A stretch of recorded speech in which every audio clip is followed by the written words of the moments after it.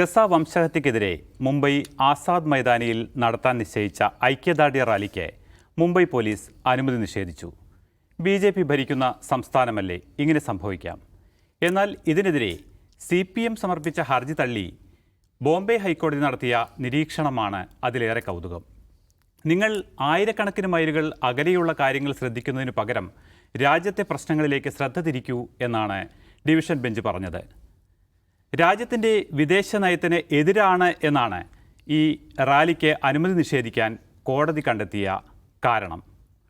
മാനവരാശിയുടെ ചരിത്രത്തിൽ ഇതുവരെ ഇല്ലാത്ത വിധം ഒരു ജനതയെ ഗസയിൽ പട്ടിണിക്കിട്ട് കൊന്നുകൊണ്ടിരിക്കുകയാണ്. പിഞ്ചു കുഞ്ഞുങ്ങൾ പോലും എല്ലും തോലുമായി മരണത്തിന് കീഴടങ്ങിക്കൊണ്ടിരിക്കുന്നു. അപ്പോൾ നമ്മൾ ഇന്ത്യക്കാർ മിണ്ടാതിരിക്കണോ? ഈ വിഷയമാണ് ഔട്ട് ഓഫ് ഫോക്കസ് ആദ്യമായി ചർച്ച ചെയ്യുന്നത്. നിഷാദ്, ഇന്ത്യ ഒരു ജനാധിപത്യ രാജ്യമാണ്. ഈ രാജ്യത്തിൻ്റെ നയങ്ങളായിരിക്കണം ഇവിടുത്തെ ഓരോ പൗരൻ്റെയും അഭിപ്രായം എന്നാണോ കോടതി ഉദ്ദേശിക്കുന്നത് എന്നൊരു സംശയം ജനിപ്പിക്കുന്നുണ്ട് ഈ ഒരു പരാമർശങ്ങൾ. എങ്ങനെയാണ് നിഷാദ് ഇതിനെ കാണുന്നത്?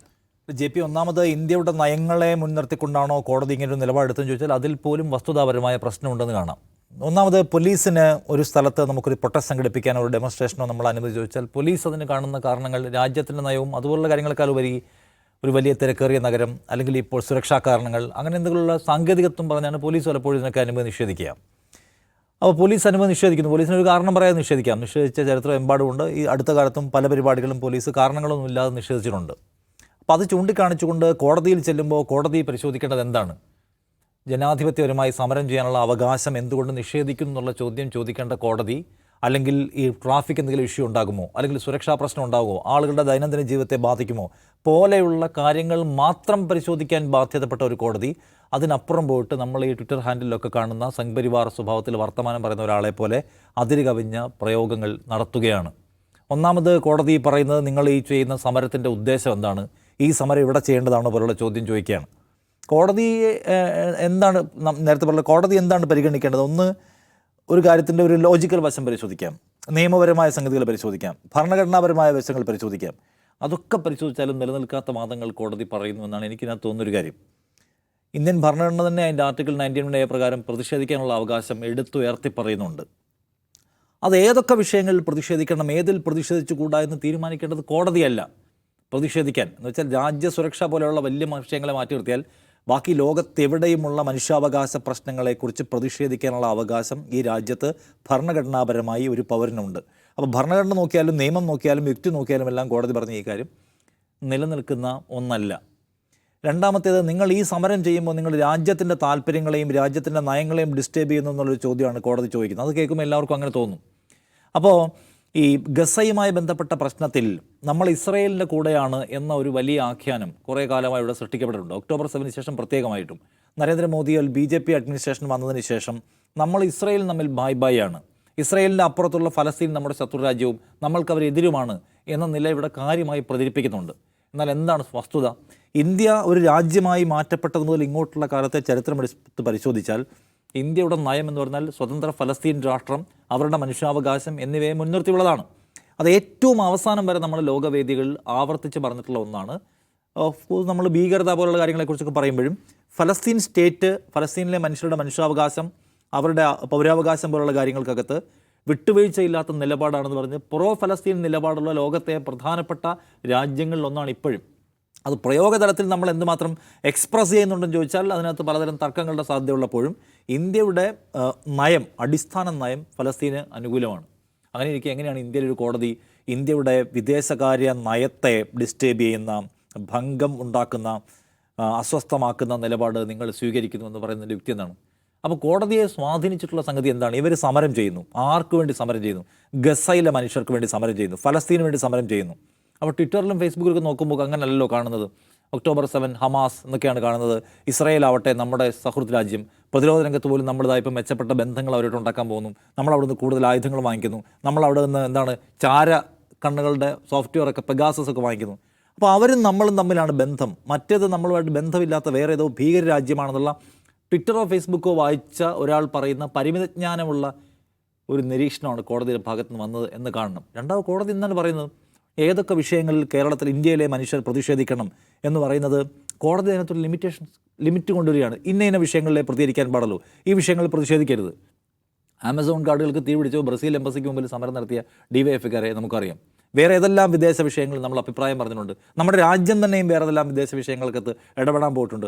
അപ്പോൾ പൗരനോട് കോടതി പറയാൻ ശ്രമിക്കുകയാണ്, നിങ്ങൾ ഇന്ന വിഷയങ്ങളെ സമരം ചെയ്യാൻ പാടുള്ളൂ, ഈ വിഷയങ്ങളിൽ ഇടാൻ പാടില്ല, ചില പ്രത്യേക രാജ്യങ്ങളിലെ മനുഷ്യാവകാശ പ്രശ്നങ്ങൾക്കകത്ത് നിങ്ങൾ നിങ്ങളുടെ അഭിപ്രായം പറയുകയോ പ്രൊട്ടസ്റ്റ് ചെയ്യുകയോ ചെയ്യാൻ പാടില്ല എന്നൊരു നിലപാട് കോടതി സ്വീകരിക്കുന്നത് ഒരർത്ഥത്തിലും നിയമപരമല്ല. കോടതി ഇവിടെ വലതുപക്ഷ സംഘപരിവാരം ഉണ്ടാക്കിയിരിക്കുന്ന ഒരു അന്തരീക്ഷത്തിനകത്ത് കുടുങ്ങിയിരിക്കുന്നു. അതിനെ ചൊല്ലി പറയുന്ന അഭിപ്രായമാണ്. ഈ അഭിപ്രായവും ഈ നിരീക്ഷണവും ഒരു നിലയ്ക്കും നിയമപരമായി വാലിഡല്ല, യുക്തിസഹമല്ല, മനുഷ്യത്വപരം പോലുമല്ല കോടതി നടത്തുന്ന ഈ സ്റ്റേറ്റ്മെൻ്റ് എന്നാണ് നമ്മൾ കാണേണ്ട കാര്യം. അതുകൊണ്ട് എല്ലാ അർത്ഥത്തിലും തള്ളിക്കളയേണ്ട ഒന്നാണിത്. അതിനകത്ത് CPIM പോലൊരു പാർട്ടി എനിക്ക് പ്രത്യേകമായി പറയാൻ തോന്നുന്നൊരു കാര്യം അതാണ്. ഇപ്പോൾ ഈ വിഷയം ഏറ്റെടുക്കുകയും സമരം ചെയ്യുകയും പ്രൊട്ടസ്റ്റ് സംഘടിപ്പിക്കുകയും ഇന്ത്യയുടെയും ഇന്ത്യയിലെ ജനാധിപത്യ സമൂഹത്തിൻ്റെയും ഐക്യദാർഢ്യം പ്രകടിപ്പിക്കുകയും ചെയ്യണമെന്ന് ആ പാർട്ടി വിചാരിക്കുന്നത് വലിയ കാര്യമാണ്. നിരന്തരമായി ഗസയുമായി ബന്ധപ്പെട്ട വിഷയത്തിൽ ആ പാർട്ടി സംസാരിച്ചുകൊണ്ടിരിക്കുന്നു. അതിൻ്റെ PB നിരന്തരമായി കുറിപ്പുകൾ ഇറക്കുന്നു. ഏറ്റവും അവസാനം ഡിജിറ്റൽ പറയുന്നത് ഒരു ഷട്ട് ഡൗൺ പരിപാടി എന്താണ് 9 മണി മുതൽ 9:30 വരെ എല്ലാവരും ഈ സോഷ്യൽ മീഡിയ ഹാൻഡിലുകൾ ഉപയോഗിക്കുന്നത് നിർത്തിവെച്ചുകൊണ്ട് ഗസയ്ക്കുള്ള ഐക്യദാർഢ്യം പ്രഖ്യാപിക്കണമെന്ന് പറഞ്ഞൊരു വലിയ ക്യാമ്പയിൻ അന്താരാഷ്ട്ര തലത്തിൽ വന്നപ്പോലും ആ ക്യാമ്പയിൻ ഏറ്റെടുക്കുകയും അതിനെ എൻഡോസ് ചെയ്യുകയും അതിന് പ്രചാരണം കൊടുക്കുകയും അതിൻ്റെ ഭാഗമാവുകയും ചെയ്ത ഒരു പാർട്ടിയാണ്. അപ്പോൾ ആ പാർട്ടി അതിനകത്ത് നടത്തുന്ന ഇടപെടലുകളെ പ്രത്യേകമായി പറയേണ്ടതാണ്. എന്തുകൊണ്ടാണ് പ്രത്യേകമായി പറയേണ്ടി വരുന്നതെന്ന് ചോദിച്ചാൽ ഇന്ത്യയിലെ മുഖ്യധാര പാർട്ടികൾ സെക്കുലറിസത്തിനും ഇന്ത്യയുടെ അടിസ്ഥാന നയത്തിനും വേണ്ടി നിലകൊള്ളുകയും അതിൻ്റെ പ്രചാരകരാവുകയും ചെയ്യേണ്ട പാർട്ടികൾ പോലും നിശബ്ദത അവലംബിക്കുന്നു. എന്തുകൊണ്ടാണ് അവലംബിക്കുന്നത് ചോദിച്ചാൽ അത് ഇന്ത്യയിൽ ഉണ്ടാക്കപ്പെട്ടുള്ള പുതിയൊരു നെഗറ്റീവിനകത്ത് കുടുങ്ങിപ്പോകുന്നതാണ്. അപ്പോൾ ഇത്തരം കക്ഷികൾ CPIM പോലുള്ള പാർട്ടികൾ നടത്തുന്ന ഇടപെടലുകളെ നമ്മൾ പ്രത്യേകമായി കാണേണ്ടതുണ്ട്. ഇപ്പോൾ കോടതി വിധിക്കെതിരെയും അവർ ശക്തമായ സ്റ്റേറ്റ്മെൻറ്റുമായിട്ട് രംഗത്ത് വന്നിട്ടുണ്ട്. അപ്പോൾ ഇത് ഭരണഘടനാ വിരുദ്ധമാണ് എല്ലാ അർത്ഥത്തിലും. ഇന്ത്യൻ വിദേശകാര്യ നയത്തിനെതിരാണെന്നുള്ള വാദം തെറ്റ്. പ്രതിഷേധിക്കാനുള്ള അവകാശത്തിന്മേൽ കോടതികൾക്ക് ഇങ്ങനെ ഇടപെടാമെന്നുള്ള വിചാരം കോടതിക്കുണ്ടെങ്കിൽ അതും തെറ്റാണ്. മറ്റൊന്ന്, പൗരൻ ഏതൊക്കെ വിഷയങ്ങളിൽ നോക്കൂ JP, 200-ലധികം രാജ്യങ്ങളിൽ ഈ വിഷയത്തിൽ പ്രൊട്ടസ്റ്റ് നടന്നിട്ടുണ്ട്. ഇന്ത്യയിലെ ഒരു കോടതിക്ക് മാത്രം പ്രതിഷേധിക്കാനുള്ള അവകാശം നമ്മുടെ മൗലികാവകാശത്തിൻ്റെ ഭാഗമാണ്, അതിൻ്റെ കാതലാണെന്ന് 2019 കേരള ഹൈക്കോടതി പറഞ്ഞിട്ടുണ്ട്. അപ്പോൾ ഒരു ഹൈക്കോടതി പറയാണ് ഇത് നിങ്ങൾ ലിമിറ്റ് ചെയ്ത് പ്രതിഷേധിക്കണമെന്ന്. അത് ഞാൻ വിചാരിക്കുന്നത് ആ ജഡ്ജിയുടെ വ്യക്തിപരമായ കാഴ്ചപ്പാടിൻ്റെ മാത്രം പ്രശ്നമാണ്. ഇന്ത്യൻ ഭരണഘടനയോ ഇന്ത്യൻ നിയമവ്യവസ്ഥയോ അല്ലെങ്കിൽ സാധാരണ യുക്തിയെയോ ഏതെങ്കിലും നിലയ്ക്ക് അടിസ്ഥാനമാക്കിയിട്ടുള്ളതല്ല ആ സ്റ്റേറ്റ്മെൻറ്റ് എന്നാണ് കാണേണ്ട കാര്യം. അത് നിശിതമായി എതിർക്കപ്പെടേണ്ടതാണ്. ദാവൂദ് സാഹിബ്, ഇപ്പോൾ ഏറ്റവും ഒടുവിലായി ഗസയിൽ നിന്ന് പുറത്തു വരുന്ന ചിത്രങ്ങൾ, വാർത്തകളുമൊക്കെ ഏതൊരു മനുഷ്യൻ്റെയും മനസ്സാക്ഷിയെ മരവിപ്പിക്കുന്നതാണ്. ആളുകളെ പട്ടിണിക്കിട്ട് കൊന്നുകൊണ്ടിരിക്കുകയാണ്. ഈ വിഷയത്തിൽ പ്രതികരിക്കരുതെന്നാണ് ഇപ്പോൾ പറയുന്നത്. അല്ല, അത് ഇപ്പോൾ കോടതിയെ സംബന്ധിച്ചിടത്തോളം ഗസയിൽ നിന്ന് വരുന്ന ദൃശ്യങ്ങൾ മനസാക്ഷിയെ മരവിപ്പിക്കുന്നതാകട്ടെ മരവിപ്പിക്കാത്തതാകട്ടെ എന്ത് തന്നെയാലും അതിൽ ഒരു കാര്യം മരവിപ്പിക്കുന്നുണ്ടോ അല്ല മരവിപ്പിക്കുന്നില്ലേ എന്ന് നോക്കിയിട്ടല്ല, നിയമം നോക്കി തീർപ്പ് കൽപ്പിക്കേണ്ട ഒരു കോടതി ഒരു തീർപ്പിലെത്തേണ്ടത്. മനുഷ്യ മനസാക്ഷിയെ ആഹ്ലാദിപ്പിക്കുകയെന്ന് വിചാരിക്കുക ഗസയിൽ നിന്ന് വരുന്ന ദൃശ്യങ്ങൾ. എന്നാലും ഒരു പരിപാടി റദ്ദ് ചെയ്യാൻ കോടതിക്ക് എന്താ അവകാശം? ഒരു പ്രശ്നമുണ്ടല്ലോ. അപ്പോൾ വിഷയം ഇവിടെ കോടതിക്ക് മുമ്പാകെയുള്ള പ്രശ്നം എന്താണ്? ഇന്ത്യയിൽ രജിസ്റ്റർ ചെയ്യപ്പെട്ട രാഷ്ട്രീയ പാർട്ടി ഒരു പരിപാടി സംഘടിപ്പിക്കാൻ തീരുമാനിക്കുന്നു, പോലീസിനോട് അനുമതി ചോദിക്കുന്നു, പോലീസ് ആ അനുമതി നിഷേധിക്കുന്നു. അപ്പോൾ ഈ അനുമതി നിഷേധം ഭരണഘടനാ വിരുദ്ധമാണ്, ഞങ്ങൾക്ക് ആ അനുമതി തരണം എന്നതാണ് കോടതിക്ക് മുമ്പാകെ മുംബൈയിലെ CPIM പ്രവർത്തകരുടെ പ്രയർ. അപ്പോൾ കോടതി അതിൽ പരിഗണിക്കേണ്ടത് എന്താണ്? ഒറ്റ കാര്യം പരിഗണിച്ചാൽ മതി, ഇവരുടെ ഭരണഘടനാപരമായിട്ടുള്ള അവകാശം നിഷേധിക്കപ്പെട്ടിട്ടുണ്ടോ? ആ അവകാശം നിഷേധിക്കാൻ പോലീസിന് സാധിക്കുന്ന ചില സന്ദർഭങ്ങൾ, പബ്ലിക് ഓർഡറിനെ ഡിസ്റ്റർബ് ചെയ്യുന്നു, പബ്ലിക് ഹെൽത്തിനെ ഡിസ്റ്റർബ് ചെയ്യുന്നു, പബ്ലിക് മൊറാലിറ്റിയെ ഡിസ്റ്റർബ് ചെയ്യുന്നു. അങ്ങനത്തെ ഒരു സാഹചര്യം വരികയാണെങ്കിൽ കോടതിക്ക് ആ അധികാരം നിഷേധിക്കാനുള്ള പോലീസിൻ്റെ അവകാശത്തോടൊപ്പം നിൽക്കാം. അതാണ് കോടതി പരിശോധിക്കേണ്ടത്. CPIM ഈ പരിപാടി, ഗസ ഐക്യദാർഢ്യ പരിപാടി, ഏതെങ്കിലും നിലക്ക് പബ്ലിക് ഓർഡറിനെ ഡിസ്റ്റർബ് ചെയ്യുന്നുണ്ടോ അല്ലെങ്കിൽ പബ്ലിക് ഹെൽത്തിനെ ഡിസ്റ്റർബ് ചെയ്യുന്നുണ്ടോ എന്ന് പരിശോധിക്കുക. ഇല്ല എന്ന് കണ്ടു കഴിഞ്ഞാൽ അതിന് അനുമതി കൊടുക്കാൻ പോലീസിനോട് പറയുക. ഇതാണ് കോടതിയുടെ മുമ്പാകെയുള്ള അവരൊരു ജുറിസ്ഡിക്ഷൻ എന്ന് പറയുന്നത് അതാണ്. പക്ഷേ അതിനപ്പുറം കിടന്ന് നിങ്ങൾ എന്തിനാണ് ആയിരക്കണക്കിന് മൈലുകൾക്കപ്പുറത്തുള്ള ഒരു വിഷയത്തിൽ പ്രതികരിക്കുന്നത്? ഇവിടെ എന്തോരം വിഷയങ്ങളുണ്ട്. അഴുക്കുചാലിൻ്റെ പ്രശ്നമുണ്ട്, ട്രാഫിക് ജാമുണ്ട്, അങ്ങനെ എന്തോരം പ്രശ്നമുണ്ട്. അതിലൊന്നും പ്രതികരിക്കാതെ ആയിരക്കണക്കിനും കാതങ്ങൾക്കപ്പുറം നിൽക്കുന്ന ഫലസ്തീനിലൊരു പ്രശ്നത്തിന് വേണ്ടി എന്തിനാണ് പ്രതികരിക്കുന്നതാണ് കോടതി ചോദിച്ചിരിക്കുന്നത്. ഈ കോടതി മുറിയിലൊക്കെ മഹാത്മാഗാന്ധി എന്ന് പറയുന്ന ഒരാളുടെ പടം തൂക്കിയിരിപ്പുണ്ടാവും. അദ്ദേഹം ഇന്ത്യൻ സ്വാതന്ത്ര്യ പ്രസ്ഥാനത്തിൻ്റെ പിതാവായിട്ടാണ്, ദേശീയ പ്രസ്ഥാനത്തിൻ്റെ പിതാവായിട്ടാണ് പരിഗണിക്കുന്നത്, നമ്മുടെ രാഷ്ട്രപിതാവായിട്ടാണ് പരിഗണിക്കപ്പെടുന്നത്. അദ്ദേഹം രാഷ്ട്രീയ പ്രവർത്തനം നടത്തുന്ന കാലത്ത് അദ്ദേഹം നേതൃത്വം കൊടുത്ത അല്ലെങ്കിൽ അദ്ദേഹം വിജയിപ്പിക്കണം എന്ന് ആഹ്വാനം ചെയ്ത ഒരു പ്രക്ഷോഭം ഉണ്ടായിരുന്നു, ഖിലാഫത്ത് പ്രക്ഷോഭം എന്ന് പറയും. ഖിലാഫത്ത് പ്രക്ഷോഭം എങ്ങനെയാണ് ഉണ്ടായി വന്നത്? അത് ഇതേമാതിരി ആയിരക്കണക്കിന് കാതങ്ങൾക്കപ്പുറം ഇസ്തംബൂളിലെ ഖലീഫയെ, തുർക്കിയിലെ ഖലീഫയെ ബ്രിട്ടീഷുകാർ ഡീത്രോൺ ചെയ്തപ്പോൾ അതിനെതിരായിട്ടുണ്ടായ പ്രതിഷേധമാണ് ഖിലാഫത്ത് പ്രതിഷേധം എന്ന് പറയുന്നത്. ആ സമരത്തെ സപ്പോർട്ട് ചെയ്ത ആളാണ് ഗാന്ധിജി. അതിനു വേണ്ടിയിട്ട് അതിനെ സപ്പോർട്ട് ചെയ്തുകൊണ്ട് പലയിടത്തുമായി പ്രസംഗിച്ചിട്ടുള്ള ആളാണ്. ആ ഗാന്ധിജിയുടെ പടയിരിക്കുന്ന കോടതി മുറികളിൽ ഇരുന്നാണ് ഇന്നത്തെ ഒരു ജഡ്ജ് ഇത്രയും അകലെയുള്ള ഒരു പ്രശ്നത്തിൽ നിങ്ങൾ എന്തിനാണ് ഇടപെടുന്നത് ചോദിക്കുന്നത്. നമ്മൾ സാമാന്യമായിട്ട് നമ്മുടെ ഒരു കോടതിയുടെ തന്നെ അധികാരത്തിൽ വരാത്ത ചില പ്രമേയങ്ങൾ സ്വയം എടുത്തിട്ട് ആണ് കോടതി ഈ തീർപ്പിലെത്തിയിരിക്കുന്നത്. അതുകൊണ്ട് തന്നെ അത് പ്രതിഷേധാർഹമാണ്. ഞാൻ വിചാരിക്കുന്നത് CPIM സുപ്രീം കോടതിയിൽ പോകണമെന്നാണ് ഞാൻ പറയുന്നത്. സുപ്രീം കോടതിയിൽ പോവുകയും ഈ ജഡ്ജ്മെൻറ്റ്, ഈ വിധി റദ്ദ് ചെയ്യുകയും വേണം. അല്ലെങ്കിൽ ഹൈക്കോടതിയുടെ ഒരു ജഡ്ജ്മെൻറ്റിന് വലിയ റെഫറൻസ് വാല്യൂ ഉണ്ട്. പല ആളുകളും പിന്നെ അത് ഉദ്ധരിക്കുകയൊക്കെ ചെയ്യും. അപ്പോൾ അതുകൊണ്ട് ആ കോടതി വിധി സുപ്രീം കോടതിയിൽ പോയി ആ കോടതി വിധി റദ്ദ് ചെയ്യിപ്പിക്കാനുള്ള നിയമ നടപടികൾ CPIM സ്വീകരിക്കുമെന്നാണ് ഞാൻ പ്രതീക്ഷിക്കുന്നത്. ഇത് എന്തുകൊണ്ടാണ് ഇങ്ങനെ ഉണ്ടാകുന്നത് വെച്ചാൽ നിഷാദ് പറഞ്ഞ ഒരു കോടതികളെന്ന് പറഞ്ഞാൽ കോടതികൾ ജഡ്ജിമാരായിരിക്കുന്ന ആളുകൾ മനുഷ്യരാണ്. അവർ ഈ പറയുന്ന നമ്മളുടെ സമൂഹത്തിൽ ഇങ്ങനെ തിടം വെച്ച് കനം വെച്ച് നിൽക്കുന്ന ആശയങ്ങൾ, നറേറ്റീവ്സ്, അതിൽ ആ ഒരു ഒഴുക്കിൽപ്പെട്ടു വന്ന കാരീഡ് അവേ ആയി പോകുന്ന ആളുകളാണ്. അപ്പോൾ അതുകൊണ്ട് അതൊരു സാഹചര്യം രാജ്യത്തുണ്ട്. സാഹചര്യം എന്ന് പറഞ്ഞിട്ടുണ്ടെങ്കിൽ ഇന്ത്യയിൽ ഈ ഗസ ആക്രമണം തുടങ്ങിയതിന് ശേഷം ഇന്ത്യയിൽ ഫലസ്തീൻ ഐക്യദാർഢ്യ പരിപാടികൾക്ക് നേരെ നടന്നിട്ടുള്ള പോലീസ് നടപടികൾ, അതിനെതിരെ ഹിന്ദുത്വ മോബുകൾ നടത്തിയുള്ള ആക്രമണം അതൊന്നുമല്ല, പോലീസ് എടുത്തിട്ടുള്ള ആക്ഷനുകൾ കമ്പൈൽ ചെയ്തുകൊണ്ടുള്ള റിപ്പോർട്ട് നമുക്ക് കാണാൻ പറ്റും. ഒരുപക്ഷെ ലോകത്ത് മറ്റൊരു രാജ്യത്തുമില്ലാത്ത വിധം ഈ പറയുന്ന പലസ്തീൻ സോളിഡാരിറ്റി പ്രോഗ്രാമുകൾക്ക് നേരെ പോലീസ് ക്രാക്ക് ഡൗൺ നിരന്തരം നടന്നിട്ടുള്ളൊരു രാജ്യമാണ് നമ്മുടെ രാജ്യം. അത് നമ്മൾ മനസ്സിലാക്കണം. അതെല്ലായിടത്തും നടന്നിട്ടുണ്ട്. UPയിൽ ഒരു ആഗ്രയിൽ ഒരു മുഹറം റാലിയിൽ, അത് പലസ്തീൻ സോളിഡാരിറ്റി പ്രോഗ്രാമല്ല, ഒരു മുഹറം റാലിയാണ്. മുഹറം റാലിയിൽ പലസ്തീൻ പതാക ഉയർത്തിയതിൻ്റെ പേരിൽ അതിൽ പങ്കെടുത്ത ആളുകൾക്ക് കേസെടുത്തിട്ടുണ്ട്. ഇപ്പോൾ ഫലസ്തീൻ പതാക ഉയർത്തുക എന്നുള്ളത് ഇന്ത്യയിൽ നിയമവിരുദ്ധമായിട്ടുള്ള കാര്യമല്ല. നമുക്ക് ഫുട്ബോൾ വരുമ്പോൾ ലോകത്തുള്ള ഈ ഫുട്ബോളിൽ ഫിഫ ഫുട്ബോളിൽ പങ്കെടുക്കുന്ന സർവ്വരാജ്യങ്ങളുടെയും പതാക നമ്മുടെ നാട്ടിൽ ഉയർത്താറുണ്ട്. മറ്റൊരു രാജ്യത്തിൻ്റെ പതാക ഉയർത്തുക എന്നുള്ളത് നിയമവിരുദ്ധമായിട്ടുള്ള കാര്യമല്ല. പക്ഷേ ഫലസ്തീൻ പതാക ഉയർത്തിയതിൻ്റെ പേരിൽ, അത് കൈവശം വെച്ചതിൻ്റെ പേരിൽ, ഒരു പരിപാടിയിൽ അത് വേവ് ചെയ്തതിൻ്റെ പേരിൽ, ഫുട്ബോൾ ഗ്യാലറികൾ അത് ഉയർത്തിയതിൻ്റെ പേരിൽ കേസെടുത്തിട്ടുണ്ട്.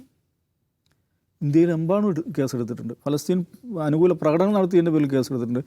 അത് UP യോഗി ആദിത്യനാഥ് ഭരിക്കുന്ന BJP ഭരിക്കുന്ന ഉത്തർപ്രദേശിൽ മാത്രമല്ല, ഈ ബാംഗ്ലൂർ, കോൺഗ്രസ് ഭരിക്കുന്ന ബാംഗ്ലൂരിൽ ഐസ എന്ന് പറയുന്ന സംഘടന ഈ പോലീസ് അനുമതിയോടുകൂടി ഫലസ്തീൻ സോളിഡാരിറ്റി പ്രോഗ്രാം നടത്തുന്നു. പക്ഷേ പോലീസ് അവിടെ ഈ ഫലസ്തീൻ പതാക വീശിയതിൻ്റെ പേരിൽ കേസെടുത്തിട്ടുണ്ട്. കർണാടകയിൽ പല സ്ഥലത്തും എടുത്തിട്ടുണ്ട്. കേരളത്തിൽ ഈ കോഴിക്കോട് നഗരത്തിൽ ഒരു പലസ്തീൻ ഇസ്രായേൽ അനുകൂല സ്ഥാപനം എന്നുള്ള നിലക്കൊരു ആ സ്ഥാപനത്തിൻ്റെ പേര് ഞാൻ മറന്നു. ഒരു കോഴിക്കോട് ബീച്ചിലുള്ള ഒരു കോഫി, എന്ത് കോഫിയാണത്? സ്റ്റാർബക്സ്. അതിൻ്റെ മുമ്പിൽ പ്രതിഷേധിച്ചവർക്കെതിരെ കേസെടുത്തിട്ടുണ്ട് കേരള പോലീസ്. ഫലസ്തീനു വേണ്ടി രാജ്യമൊട്ടാകെ പ്രതിഷേധിക്കണമെന്ന് ആഹ്വാനം ചെയ്യുന്ന CPIM ഭരിക്കുന്ന കേരളത്തിൽ, പിണറായി വിജയൻ ആഭ്യന്തരമന്ത്രിയുള്ള കേരളത്തിൽ സ്റ്റാർബക്സിന് മുമ്പിൽ പ്രതിഷേധിച്ച ആളുകൾക്കെതിരെ കേസെടുക്കുക മാത്രമല്ല 153A ആണ് അവർക്ക്. സാമുദായിക സ്പർദ്ധ ഉണ്ടാക്കിയതിനാണ് അവരെ ജാമ്യമില്ലാ വകുപ്പുകൾ ചേർത്താണ് കേസെടുത്തിരിക്കുന്നത്. അപ്പോൾ ഫലസ്തീൻ അനുകൂലമായിട്ടുള്ള പ്രതിഷേധങ്ങളെ പോലീസിനെ ഉപയോഗിച്ച് അടിച്ചമർത്തുക എന്നുള്ളത് ഇന്ത്യയിലെമ്പാടും വ്യാപകമായി നടന്നിട്ടുള്ളൊരു സംഗതിയാണ്. ഒരുപക്ഷെ ലോകത്തിൽ മറ്റൊരിടത്തും ഇത്രയധികം ലോകത്തെല്ലായിടത്തും നമ്മൾ കാണുന്നു. പ്രത്യേകിച്ച് കഴിഞ്ഞ കുറച്ച് ദിവസങ്ങളായി നമ്മൾ കാണുന്നത് എന്താണ്? വലിയ തോതിലുള്ള ഫലസ്തീൻ പ്രൊട്ടസ്റ്റുകൾ ലോകത്തിലെ എല്ലാ നഗരങ്ങളിലും നടന്നുകൊണ്ടിരിക്കുകയാണ്. അത് ന്യൂയോർക്കിലാകട്ടെ, പാരീസിലാവട്ടെ, ലണ്ടനിലാവട്ടെ. ഇപ്പോൾ നമ്മൾ ഈ സംസാരിക്കുന്ന സമയത്ത് പോലും ലണ്ടനിൽ വലിയ തോതിലുള്ള പ്രതിഷേധം നടക്കുന്നുണ്ട്. അവിടെ പലസ്തീൻ ആക്ഷൻ എന്ന് പറയുന്നൊരു സംഘടനയെ നിരോധിച്ചു. ആ പലസ്തീൻ ആക്ഷൻ്റെ പ്രത്യേകത എന്ന് വെച്ചാൽ അവർ ഇങ്ങനെ പ്രൊട്ടസ്റ്റുകൾ നടത്തുന്ന സംഘടനയല്ല, ഡയറക്റ്റ് ആക്ഷൻ എന്നുള്ളതാണ് അവരുടെ പരിപാടി. വെച്ചാൽ ഇസ്രായേലുമായി ബന്ധപ്പെട്ട കേന്ദ്രങ്ങളെ, ലക്ഷ്യങ്ങളെ ഒരു തരം ആക്രമിക്കുക എന്ന സ്വഭാവത്തിൽ ഇസ്രായേലിലേക്ക് അയക്കുന്ന ഷിപ്മെൻറ്റുകൾ തടയുക, ഇസ്രായേലുമായി ബന്ധപ്പെട്ട സ്ഥാപനങ്ങളിൽ കരിവാരിത്തേക്കുക, ഇങ്ങനെയൊക്കെയുള്ള ഒരർത്ഥത്തിൽ വേണമെങ്കിൽ നിയമം ലംഘിക്കുന്ന പരിപാടികളെന്ന് പറയാവുന്ന ആ സ്വഭാവത്തിൽ ആക്ഷനിലേക്ക് പോകുന്ന ഒരു സംഘടനയാണ് പലസ്തീൻ ആക്ഷൻ എന്ന് പറയുന്നത്. ആ പലസ്തീൻ ആക്ഷനെ നിരോധിച്ചതിനെതിരെ വലിയ തോതിലുള്ള പ്രൊട്ടസ്റ്റുകൾ ലണ്ടനിൽ നടന്നുകൊണ്ടിരിക്കുകയാണ്. ഒരു ലളിതமான കാര്യം, അതിന് പ്രത്യേകിച്ച് ആളുകൾ ആഹ്വാനം ചെയ്യേണ്ടതില്ല. അവിടെ നിന്ന് വരുന്ന വാർത്തകൾ നമുക്കറിയാം. എല്ലും തോലുമായ കുഞ്ഞുങ്ങളെ ഏറ്റി നടക്കുന്ന അമ്മമാർ, അവർ ഭക്ഷണത്തിന് വേണ്ടി ക്യൂ നിൽക്കുമ്പോൾ അവരെ വെടിവെച്ച് വീഴ്ത്തുന്ന മനുഷ്യൻ കണ്ടിട്ടില്ലാത്ത കിരാതത്വം, ക്രൂരത നടന്നുകൊണ്ടിരുന്ന ഇടമായത് മാറിയിരിക്കുകയാണ്. സ്വാഭാവികമായും സാമാന്യ മനുഷ്യത്വമുള്ള ആരും പ്രതിഷേധിക്കുന്ന കാര്യമാണ്. അപ്പോൾ അങ്ങനെ ലോകം മുഴുക്കെ ഫലസ്തീന് വേണ്ടി ശബ്ദിക്കുമ്പോൾ ഇന്ത്യയിൽ നമ്മൾ കാണുന്നതെന്ന് വെച്ചാൽ ഫലസ്തീന് വേണ്ടി ശബ്ദിക്കുക എന്നുള്ളത് ഒരു ക്രിമിനൽ ആക്ടിവിറ്റിയായി മാറിക്കഴിഞ്ഞ ഒരു രാജ്യമാണ്. ആ ഒരു അവസ്ഥയിൽ കോടതി പോലും ആ ഒരു ബാൻഡ് വാഗൻ്റെ ആ ഒരു ഹിസ്റ്റീരിയയുടെ ഭാഗമാകുന്നു എന്നുള്ളതാണ് ബോംബെ ഹൈക്കോടതിയുടെ വിധിയിൽ നിന്ന് കാണുന്നത്. എന്തായാലും ഈ ഹൈക്കോടതിയുടെ നിരീക്ഷണങ്ങൾക്കെതിരെ പ്രതിഷേധം ശക്തമാവുകയാണ്. നിയമ നടപടികളുമായി CPM മുന്നോട്ട് പോകുമെന്ന് നമുക്ക് പ്രതീക്ഷിക്കാം.